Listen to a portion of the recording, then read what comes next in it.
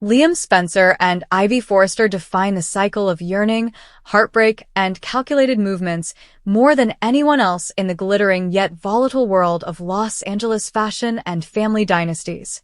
Their relationship goes back years, filled with passionate moments, betrayals, and near misses that always leave both of them wanting for something more secure. Liam, Bill Spencer's ever-optimistic but eternally confused son, has spent most of his adult life split between two powerful women, Hope Logan and Steffy Forrester. His indecision has become legendary in the circles of Forrester Creations and Spencer Publications, giving him nicknames like Liam the Limbo King from followers who watch his every flip-flop with a mix of frustration and curiosity. Despite all of the craziness, Ivy Forrester once represented a quieter, more grounded possibility, a woman who shared his beliefs, humor, and a genuine relationship that felt refreshingly simple in comparison to the explosive dynamics he enjoyed with Hope and Steffy. Ivy, an Australian-born jewelry designer and Eric Forrester's niece, first arrived in town with the intention of making her mark at Forrester Creations. Her romance with Liam bloomed during a time when he was dealing with grief and uncertainty. They exchanged beautiful, clandestine kisses, encouraged each other's ambitions, and even navigated the difficult waters of family meddling. For a while, it appeared that they could develop something lasting. Ivy's warmth and creativity suited Liam's analytical character, and their relationship was lighthearted, in stark contrast to the high-stakes drama surrounding the Logan and Forrester dynasties. However, as is so common in this world of designer dresses and corporate takeovers, external forces and internal doubts drove them apart. Liam's affections for Hope remained too strong, and Ivy found herself aside, hurt but never defeated. She departed Los Angeles with dignity and pursued her career abroad, but the spark never died. Fast forward through the years of Liam's never-ending back and forth with Hope and Steffy, his brushes with disaster, including a gunshot wound and a supposedly terminal illness that turned out to be far less terrible, and Ivy's periodic returns, which have always carried a hint of unfinished business. Every time she reappears, the air thickens with possibilities. Liam, fresh from survival and second chances, begins to see her in a different perspective. Ivy, still holding that quiet torch, perceives an opening. Their chats become nostalgic, recalling simpler times, shared laughs, and how they once made each other feel truly seen. It is in these moments that the danger emerges, not outright villainy, but the subtle art of manipulation disguised as kindness. The warning is clear. No, Liam, don't fall into Ivy's nefarious plan. What appears to be a real reconnection is actually laced with planning. Ivy has demonstrated a tendency of meddling when her desires are at stake. She recently became involved in the growing romance between her niece Electra and Liam's half-brother, Will Spencer. What began as a protective concern quickly turned into malicious meddling, sowing doubt, manipulating misunderstandings, and building a wedge between the young couple. Ivy's actions were motivated by strong protectiveness and her own unresolved concerns, not malice toward Electra. She notices patterns of sadness that reoccur over generations, sometimes projecting her own pain onto others. However, the outcome is the same: turmoil, tears, and broken trust. If Ivy is ready to wreck a youthful love story for what she believes is the greater good, or possibly to free up emotional space for her own pursuits, Liam should be wary of becoming her next project. Liam's current situation is already fraught with danger.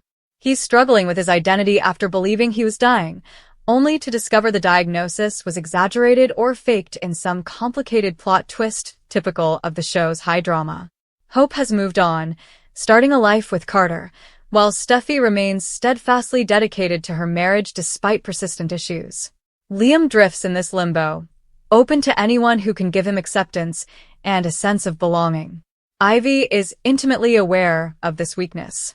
She understands how to draw him in with delicate words, touches, and memories that make his heart race.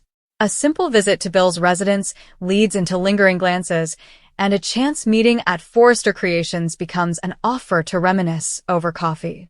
Liam soon opens up to her about his regrets, anxieties, and loneliness. Ivy listens, comforts, and quietly presents herself as the only woman who has always understood him, without forcing him to choose sides in countless family feuds. But beneath the surface, questions remain. Why now? Ivy's returns frequently coincide with Liam's lowest times, when he is most susceptible to manipulation. Her current involvement in Will and Elektra's relationship reveals she isn't above using emotional leverage to influence results. Perhaps she views Liam as a way back into the Forrester family, not just romantically, but professionally.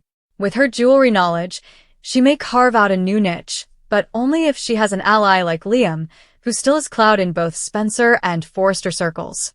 Perhaps it's simpler, persistent anger towards Steffi and Hope, the women who previously won Liam, fuels a desire to finally claim triumph. Whatever the rationale, the scheme, if you can call it that, is based on Liam's predictability.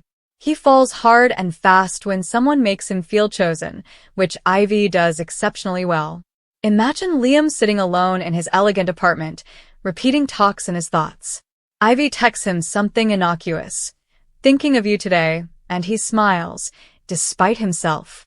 They meet for lunch, ostensibly to talk about old times or a future cooperation, but the conversation delves deeper. She delicately touches his arm, her gaze fixed on him with that familiar intensity. "You've been through so much, Liam. You deserve someone who won't make you chase." He nods, feeling seen. She goes on, weaving in subtle criticisms of his previous decisions without ever seeming bitter, just concerned. "Hope and Steffi, they've had their chances, but they always leave you doubting yourself."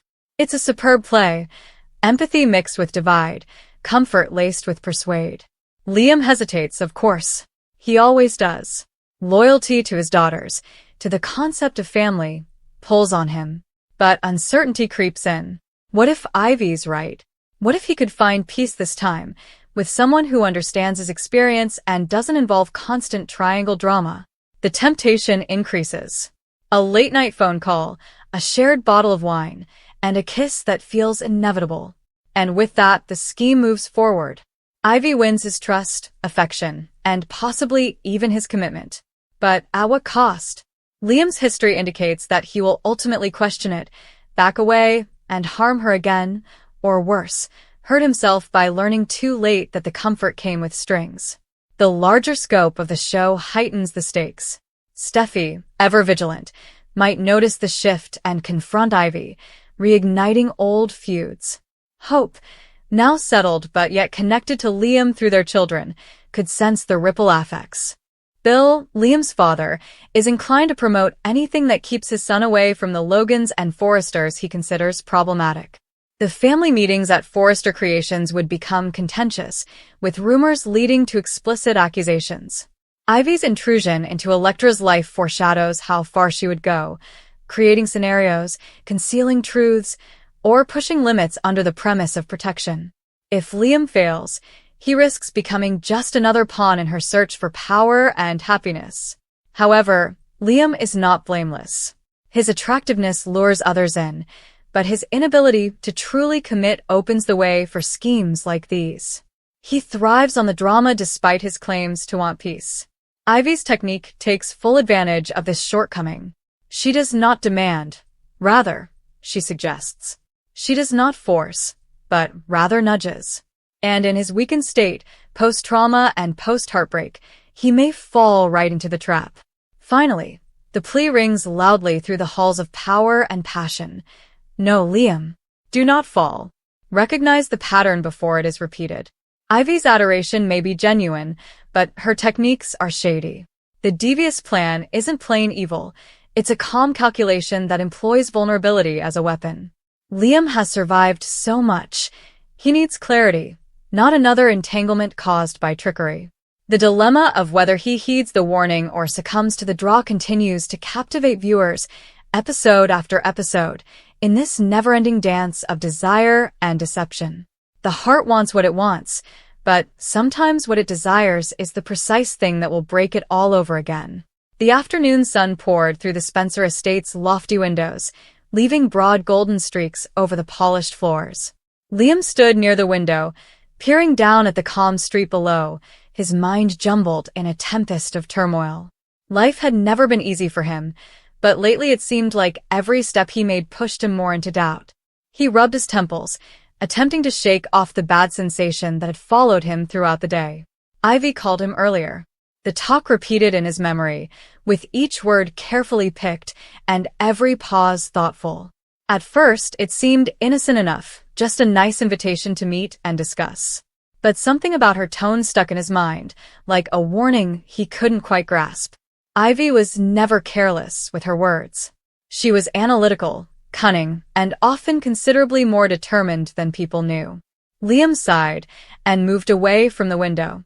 He had spent years attempting to maintain harmony between his convoluted relationships. However, peace rarely lasted. Every time he thought he had found equilibrium, someone or something came along to tilt the scales again. The knock on the door interrupted his thoughts. "Come in," he requested. The door slowly opened, and Hope entered, her expression contemplative but pleasant.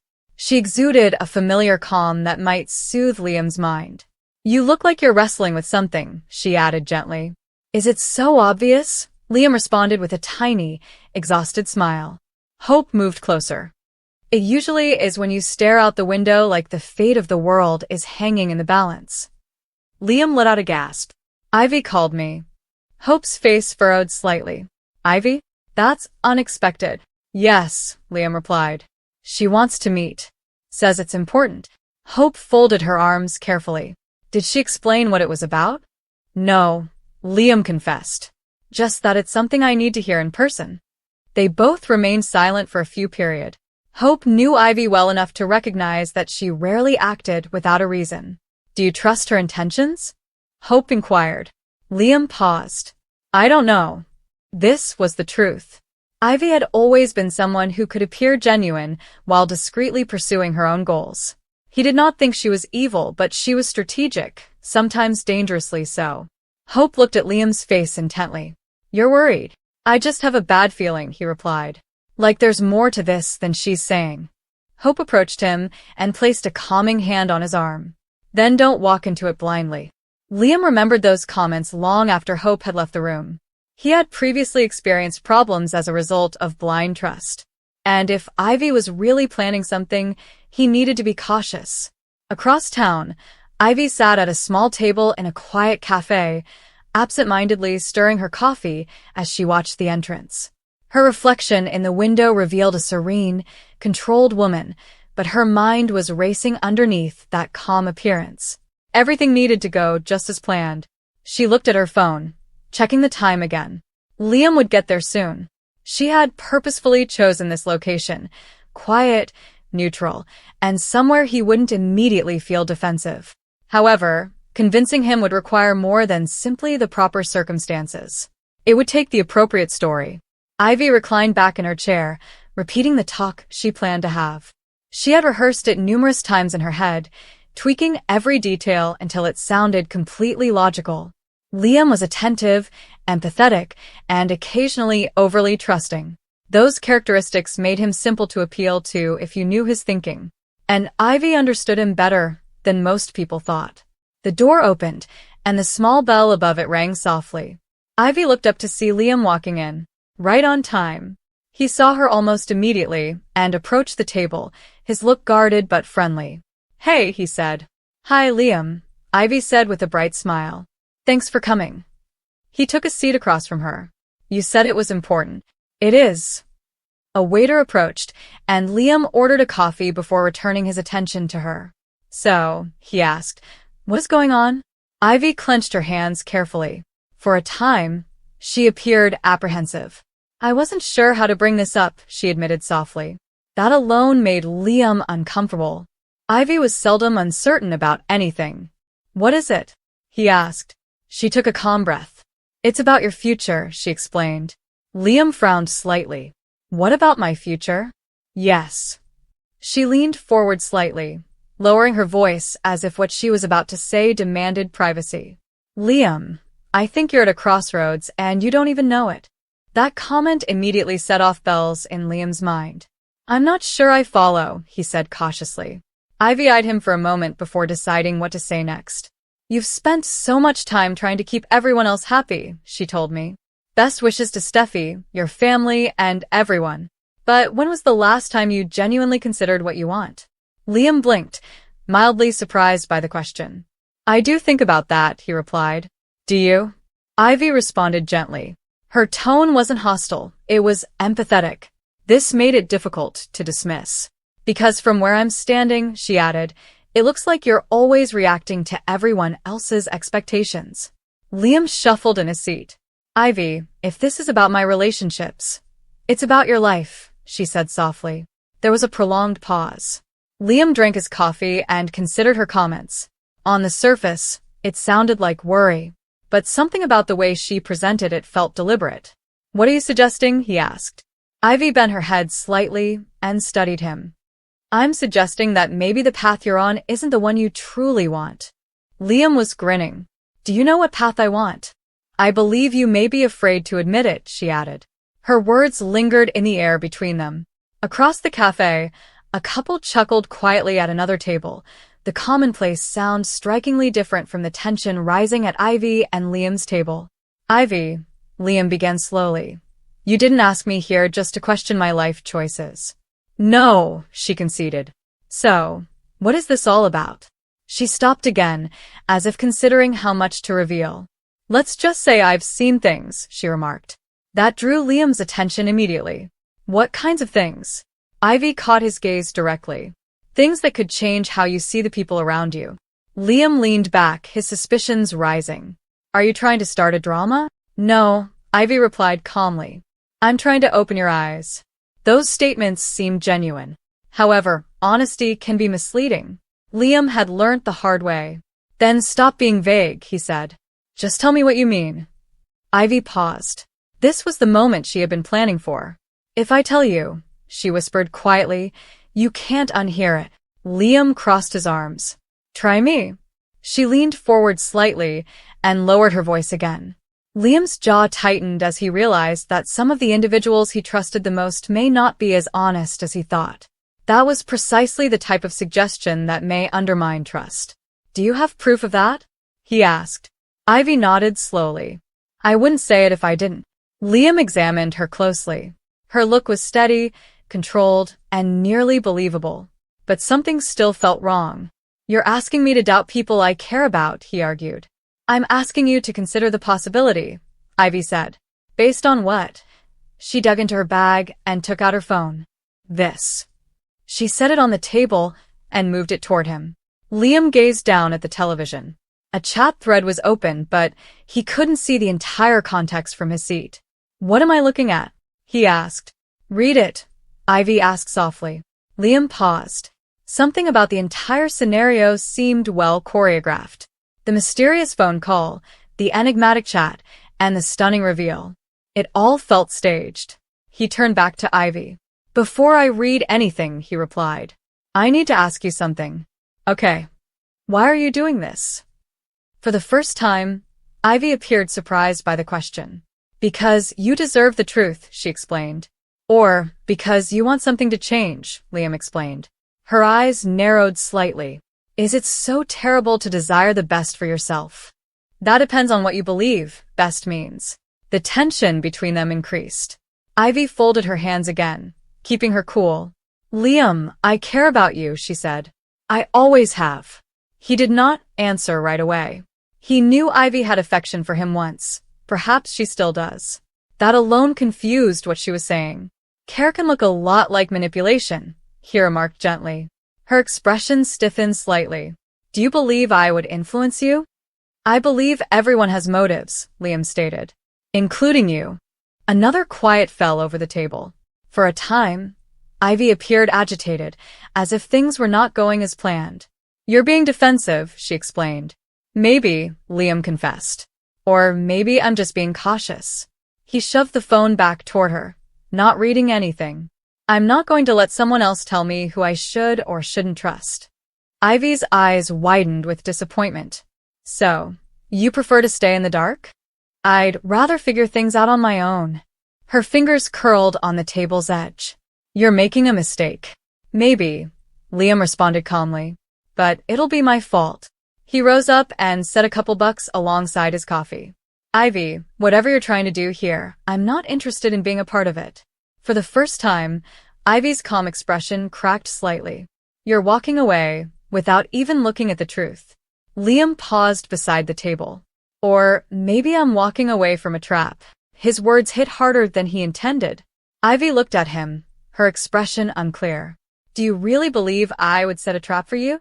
She asked gently. Liam met her gaze. I believe you are capable of much more than people give you credit for. He then turned and proceeded toward the door. The bell rang again as he went outdoors. Back inside the cafe, Ivy remained still. Her meticulously prepared talk had taken an unexpected turn. She slowly took up her phone and looked at the message thread again. The evidence was still present. The story might still work. But Liam had demonstrated something crucial today. He wasn't as easily manipulated as she had hoped. Nonetheless, Ivy was unwilling to quit up. Not yet. A slow, thoughtful smile returned to her lips. If Liam was unwilling to participate in the strategy, she would have to lead him to another option. The next time, she would make sure there was no easy way out.